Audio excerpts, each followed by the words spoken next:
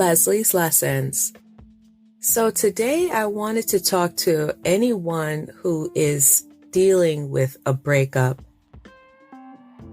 And I find that oftentimes we're so prepared for love, right? Or at least we feel like we are. We're more prepared for love, commitment. We're ready for that new chapter in our life.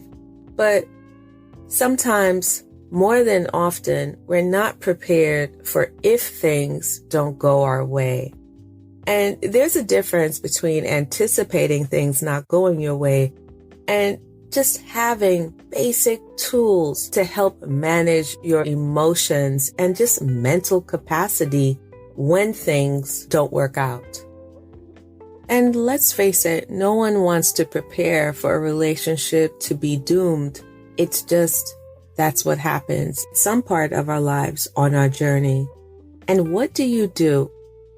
Recently, I recorded an audiobook, How to Turn a Breakup into a Breakthrough and Move On Like a Boss. And it's really a mental thing. You don't have to be a boss in a company or anything like that, but the attributes of a boss: being in control, taking charge, going after what you want, getting to business, project management. You can take attributes of a boss and apply it to your emotional side, because we don't want to stay in that space, right? It's not good there. If you stay too long in that space, all you're going to do is get depressed. If you look in the future based on that space, all you're going to do is feel anxious. And we don't want you to feel anxious. We want you to be in the present and be your best. And I wanted to speak to people who often get overlooked. I find that sometimes we keep it a little bit more surface, a little bit more general when it comes to talking about dealing with a breakup. Not everyone has handled it in a model way. Not everyone becomes friends. Not everyone is able to just get up out of bed, brush their teeth, start their day without feeling like they're dying inside. Not everyone understands no is no, and you have to stop contacting me, stop acting like we're still together. And I wanted to bring that together in a safe space for people who are in different areas of the spectrum of accepting a breakup. Understand the triggers of what caused the breakup, the do's and don'ts of what you don't want to do that's only going to make things worse for yourself, and what you can do to heal and move on. Granted, you might be the person who might still have a chance with someone, but I didn't want to focus on that. That's your journey to decide. This is about someone who it is clearly over and you are struggling to get a hold of it. You might look put together on the outside. You're still doing the same things, still getting your coffee, tea, going to the gym, getting your hair done. You're still doing the routine on the outside, but on the inside, you're dying inside. And we don't want that. You have the capacity to heal. You have the ability to thrive in life and to move on. And what do we often do? Let's see who we can get involved in our life to kind of distract us. Try that. Let's DM someone. Let's flirt with someone and see what happens. Try that. And everything that you've tried has not worked, and you find yourself going around in circles and more frustrated as time goes by. And I just wanted to, in my own life, I've dealt with people who haven't accepted a breakup, and I know how that felt on my end. Was I not direct enough? Why is this happening? Why are you still there? Why are people stalking people? Why are people abusing people, shaming people, airing dirty laundry, or trying to get them jealous? Like, why are you doing these things, trying to embarrass them?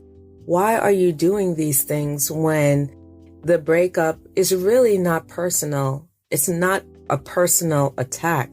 It's what's best for that person.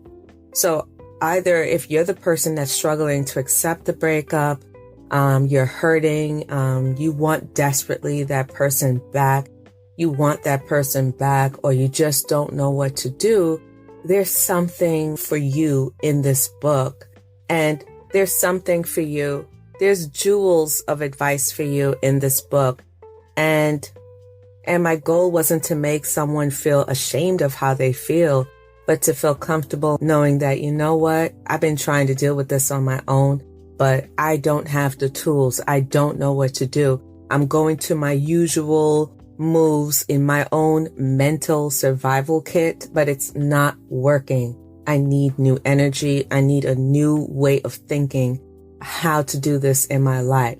And it can be tough when you feel like just abruptly something drastic happens in your life and you don't know what to do. It's uncomfortable. The pattern was unexpected. Even if you had an idea, you didn't think it was going to happen right now. So I just want to encourage you that it's not too late, and it's not too late for you, but we have to get you to focus on you right now. It's time to check out of the usual routine, the things that you're doing, and let's get to work, because life still needs you. And it's about being motivated to live life. And this is just a small step in your life, and there's so much more to come. And I want that for you. So if you are dealing with a breakup, or it could have been a year ago, it could have been 10 years, 20 years ago, isn't it time to get back to you? Isn't it time to laugh again? Get those laughs back. Get whatever you feel like you lost from that relationship back in your life. Get your smile, dance again, you know? So I hope this is able to help you. If you are looking for something to listen to, I encourage you to check it out. I just thought about how gruesome it can feel sometimes, how you can feel isolated with your pain. And I didn't want that for you. I wanted to write a book to help people no longer feel isolated with their pain, but to feel inspired to come out of their shell and heal and move forward in their life. There's one thing to tell someone, you got this, go for it, you'll be okay. But I wanted to take it a step further and help put steps in place to help you know how to do that.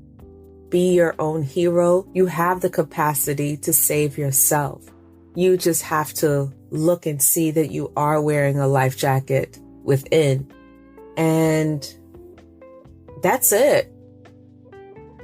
You know, may you find the other part of your heart and mend it together and know that you will come out on top. The fact that you're listening to this podcast shows that you are ready for change, shows that you are ready for new energy in your life. And you should be happy that you're taking steps to go forward in your life. And I encourage you to keep going. The only way things are going to change in your life is if you start with a commitment to change in your life. And I believe that you have it in you. Leslie's Lessons.